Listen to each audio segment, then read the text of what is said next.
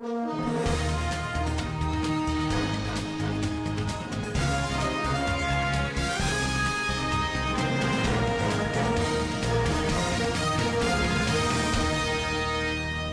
and welcome to Standard Voice Television Global News. Today, 11th May 2026, equivalent to Islamic calendar, 24th Zulqa'dah, 1447 after the Hijrah of the Noble Prophet.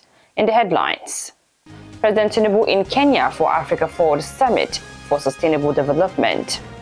Federal government threatens to sanction telecom operators over poor service. Troops of the Nigerian army arrest bandits and recovers arms in Kaduna and Abia operations. On the international scene, US rejects Iran peace condition as Tehran warns of new attacks. And on sport updates, Barcelona secured 29th Spanish League title after beating Real Madrid. Details of these and more will be coming to you in the news bulletin. I am Sumaya Mustafa. Stand by. President Bola Ahmed Tinubu is in Nairobi, Kenya, to participate in the highly anticipated Africa Forward Summit. The Nigerian leader was received by Cabinet Secretary for Foreign and Diaspora Affairs, Musalia Mudavadi, the High Commissioner of Kenya in Nigeria, Isaac Parashina, alongside senior Kenyan government officials and members of Nigeria's diplomatic mission in Kenya. Special Advisor to the President on Information and Strategy, Bayo Onanuga, who disclosed this in a statement, said the Africa-France Summit will be co-hosted by William Ruto of Kenya and French President Emmanuel Macron. He added that Tinubu's participation in the summit underscores Nigeria's enduring commitment to advancing African unity, deepening regional economic cooperation, and fostering strategic partnerships to accelerate sustainable development across the continent. The statement also hinted that during the summit, President Tinubu is expected to engage in high-level bilateral and multilateral discussions to strengthen Nigeria's diplomatic and economic relations with fellow African nations, while reaffirming Nigeria's leadership role in shaping the continent's future. Moving on, political leaders, academics, traditional rulers, youth groups, and civil society organizations (CSOs) have endorsed the continuation of the reforms being implemented by President Bola Ahmed Tinubu. The group stated that the policies require time to stabilize the economy and deliver long-term benefits to Nigerians. The endorsement came during the Northern Stakeholders Town Hall engagement organized by the PBAT door-to-door movement in Kaduna, which brought together government officials, development experts, economists, grassroots mobilizers, and political stakeholders from across northern Nigeria. The Special Advisor on Media and Public Communication, Sunday Dare, representing the president, described the present administration as bold and reform-oriented, insisting that the country had moved from reforms to recovery. He also explained that the administration took difficult but necessary decisions, including the removal of petrol subsidy and foreign exchange reforms to rescue the economy from collapse. Former President Goodluck Ebele Jonathan has indicated his intention to run for the presidency under the People's Democratic Party (PDP). A top official in the Jonathan's team confirmed that the decision to use the PDP followed a deliberation over where his chances were brighter in returning to power in order to provide quality leadership to the country amid growing hardship and poverty. The confirmation of PDP as the channel through which Jonathan hopes to use and return to power immediately opened a floodgate of struggle by entities believed to be pushing him to contest, to push for the purchase of his nomination form, which the factionalized party has pegged at 100 million naira. The top official, who pleaded anonymity, said the groups competing to purchase the nomination form for Jonathan were aware that the deadline for the submission of the form ends on Tuesday this week, and that they were determined to get the form for him. The federal government has resumed issuance of petrol import licenses to petroleum marketers. The Nigerian Midstream and Downstream Petroleum Regulatory Authority (NMDPRA), the licenses were issued to 6 petroleum marketers expected to import around 720,000 metric tons of petrol. According to reports, the move is a policy shift from a focus on local refineries. In the case of the Dangote refinery, beneficiaries are major oil marketers such as NIPCO, AA Renault, Matrix, Shafa, Pinnacle, and Bono. Although the NMDPRA officially stated the reason for the fresh licenses, Dangote Refinery has repeatedly reaffirmed its capacity to meet local fuel consumption demand. Meanwhile, regulatory authorities' recent resolution toward petrol imports has stirred concerns among stakeholders. The development is coming just a week after President Bola Ahmed Tinubu appointed Rabiu Abdullahi Umar as the NMDPRA Chief Executive Officer.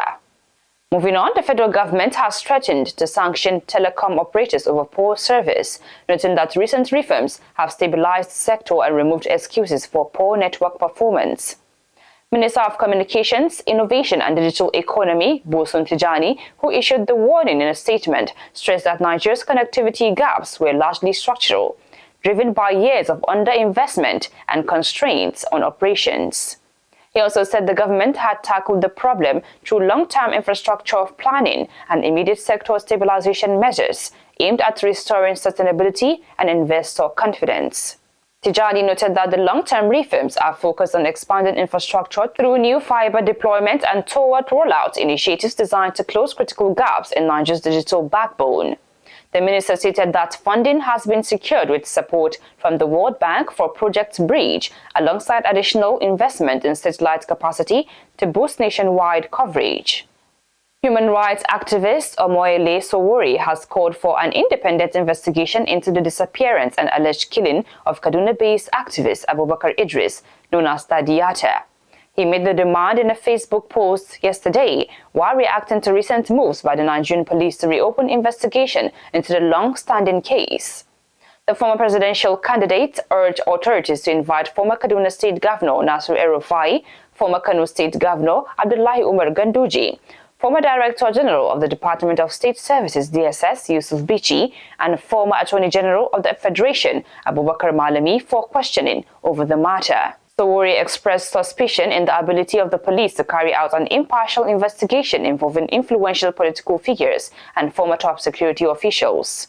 According to him, only a judicial commission of inquiry can guarantee transparency and accountability in the matter, alleging that the former political office holders and security chiefs should be summoned to explain what they know about the case. The news is coming to you on Standard Voice Television Global News. Still to come in the news. Troops of the Nigerian Army arrest bandits and recover arms in Kaduna and Abia operations. On the international scene, U.S. rejects Iran peace condition as Tehran warns of new attacks. And on sport updates, Barcelona secured 29th Spanish League title after beating Real Madrid. Details of these and more will be coming to you after this break. Do stay tuned.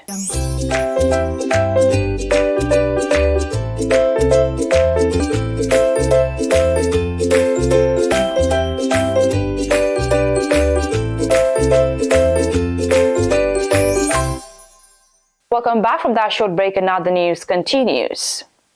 Troops of the Nigerian Army have arrested 2 bandits and recovered arms, ammunition, and other incriminating items during separate operations in Kaduna and Abia states. The Army disclosed this in a statement shared on its official social media account, saying the operations were carried out by troops of Joint Task Force Northwest, Operation Fansanyama, and Joint Task Force Southeast, Operation Udoka, as part of ongoing offensive against criminal elements nationwide. The statement added that troops of 2 battalions deployed at the forward operating base in Dogon Dawa intercepted a bandit identified as Ibrahim Adabu during a snap roadblock operation at Damari in Brindangwari local government area of Kaduna State. It added that troops recovered 1 AK-47 magazine, 3 mobile phones, Indian hemp, and other items from him. The Army said troops of 14th Brigade under Operation Udoka, in a separate operation in the southeast, arrested 1 Ifeanyi Ezebure for illegal possession of a firearm in Umuahia North local government area of Abia State. An ascertained number of civilians have been reported killed in another aerial assault on Gorodnai, a settlement near Kusasu, one of the terrorized villages in Shiruru local government area of Niger State. The recent incidents add to other cases of unresolved accidental military airstrikes on many rural communities in Nigeria's conflict zones. Sources told journalists that the incident happened in the early hours of Sunday around 5 a.m. Auta Awododo, a resident of Kusasu, said no fewer than 12 people were killed in his relative's residence in Gorodnai. Locals stated that a group of terrorists riding on motorcycles passed through the village as aerial forces were chasing them. Meanwhile, the Nigerian Air Force, NAF, has not issued an official statement about the incident. Moving on, troops of the Joint Task Force Northeast Operation GANDUJE have repelled a SWAP terrorist attack on 120 Task Force Battalion in Gonori, Borno State.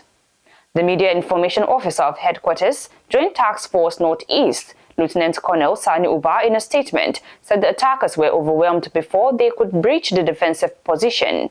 He added that the attackers who advanced from the Mandunari axis around midnight on 9 May 2026 were detected early and immediately engaged by troops in what it described as a coordinated defensive response.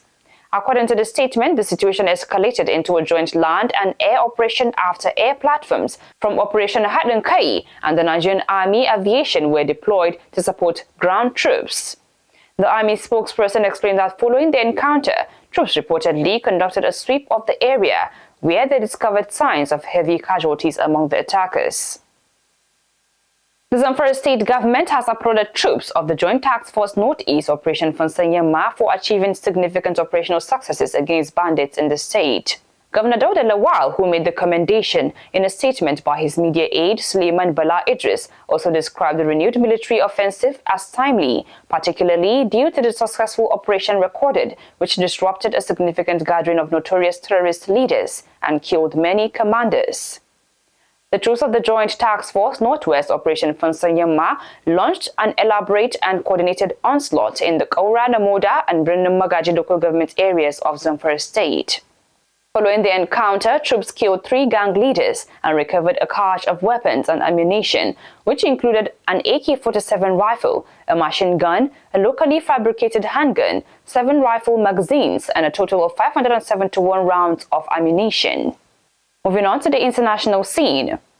U.S. President Donald Trump has rejected Iran's terms of ending the Middle East war, threatening the possibility of fresh conflict and sending oil prices sharply higher in early Asia trade on Monday. Trump made clear in a post on his Truth Social platform that he would reject Tehran's counterproposal, though he did not offer details on its contents. Iran had on Sunday responded to Washington's latest peace proposal and warned it would not hold back from retaliating against any new U.S. strikes or permit more foreign warships in the Strait of Hormuz. The standoff had unnerved global energy markets, with international benchmark Brent crude prices rising 4.65% to $99.95 a barrel during Monday morning trade in Asia. Meanwhile, Israeli Prime Minister Benjamin Netanyahu also insisted the conflict would not end until Iran's nuclear facilities were removed. Tehran has publicly maintained a defiant line during diplomatic efforts to bring the warring sides back to the negotiating table. And lastly, on sport updates, Barcelona Football Club has secured its 29th Spanish League title after beating Real Madrid 2-0 in the El Clasico on Sunday. Marcus Rashford and Ferran Torres struck in the first half to help Hansi Flick's side clinch La Liga in consecutive years, while consigning Madrid to a trophyless season. Barca moved an unassailable 14 points clear of second place Los Blancos with 3 matches remaining. This was only the second time the outcome of La Liga has been decided directly by the result of a Clásico, with record 36-time champions Real Madrid winning their first title in 1932 after a draw with Barca.